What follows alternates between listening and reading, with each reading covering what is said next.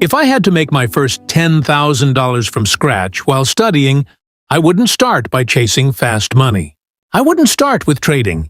I wouldn't start with expensive business ideas. And I definitely wouldn't assume I need to become successful overnight. Because when you're studying, your biggest limitation usually isn't intelligence. It's time. You're balancing classes, assignments, exams, responsibilities, maybe even commuting or part-time work. So the goal wouldn't be to become rich quickly. The goal would be to build a system that realistically fits around studying.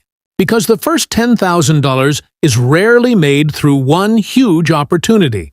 More often, it comes from stacking smaller wins long enough for them to become meaningful. And if I had to start over today, this is exactly how I'd approach it.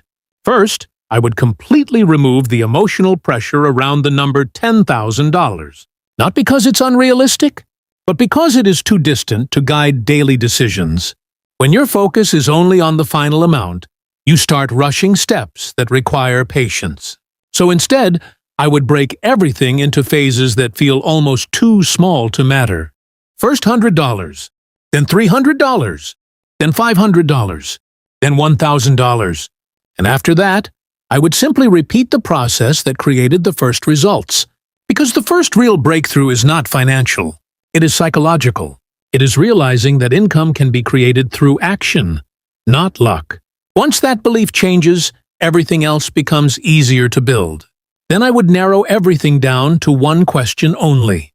What is one skill I can realistically learn while still in school that already has demand online? Not something impressive, not something complicated.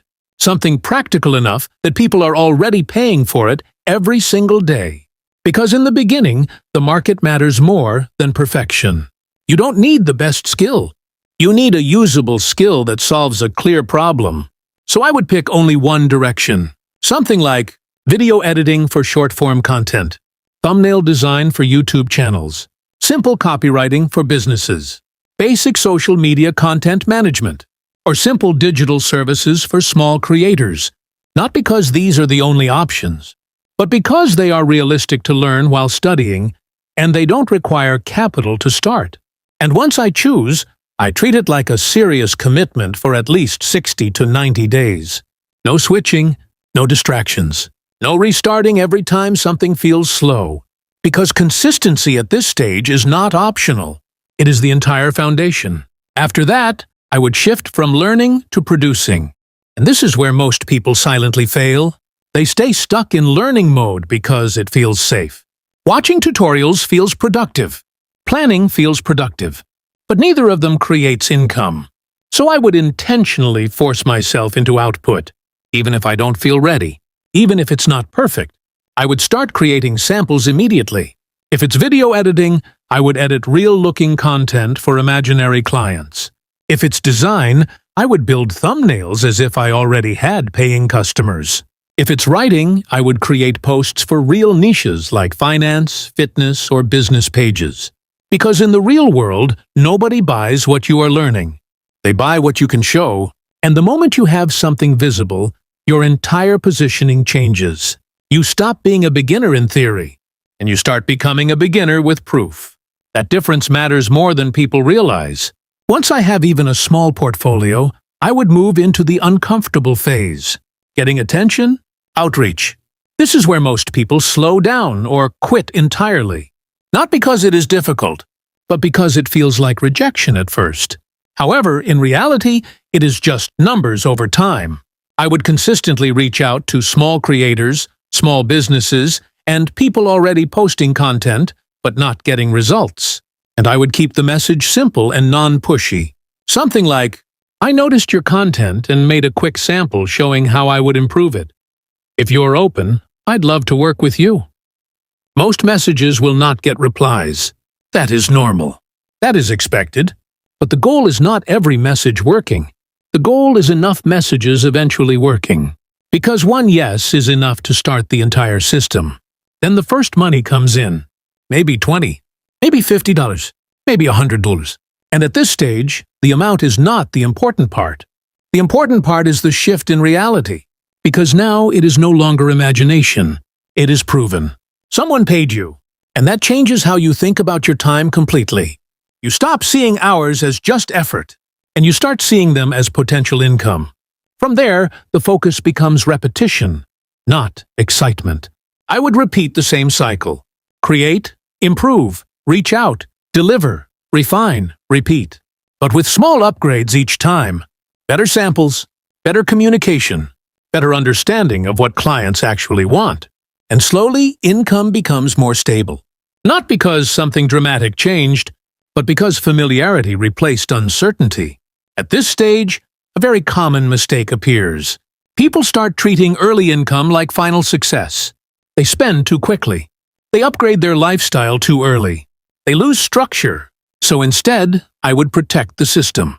Not through strict rules, but through simple discipline. Every time money comes in, I would split it in a way that keeps momentum alive. One portion saved. One portion reinvested into tools or learning. One portion for personal use. The exact percentages don't matter as much as the structure itself, because structure is what keeps growth consistent. Without structure, income becomes temporary. With structure, income becomes compounding. As things start improving, I would avoid another major mistake: switching strategies too early. This is where many people destroy their own progress. They get small results and immediately look for a better method. So they jump from freelancing to trading to drop shipping to content creation and back again. And every switch resets progress to zero. Instead, I would do the opposite. I would stay in the same direction long enough for it to stabilize. Because early success is not about variety. It is about depth. Depth creates consistency. Consistency creates skill. Skill creates leverage. And something subtle starts happening around this stage. You stop thinking like someone trying to earn money, and you start thinking like someone analyzing how money moves. You begin noticing patterns, what people actually pay for, what they ignore, what they return for, what solves real problems quickly. And that understanding becomes more valuable than any single skill you learned. Because skills can be replaced. But awareness of demand is what creates long-term income. At some point, things start stacking naturally. $100 becomes $500. $500 becomes $1,000. $1,000 becomes $3,000. Then $5,000 stops feeling distant. Not because anything changed suddenly, but because repetition finally starts compounding. The same actions, repeated long enough, begin producing visible results. And eventually, the first $10,000 arrives. Not through one breakthrough, not through luck, not through a secret method, but through a long chain of ordinary actions that most people underestimate at the beginning.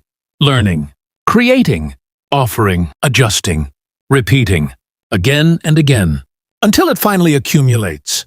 And by the time you reach that point, the biggest realization is not about money. It is about control. Because you understand something most people never fully internalize. You don't need to find opportunities.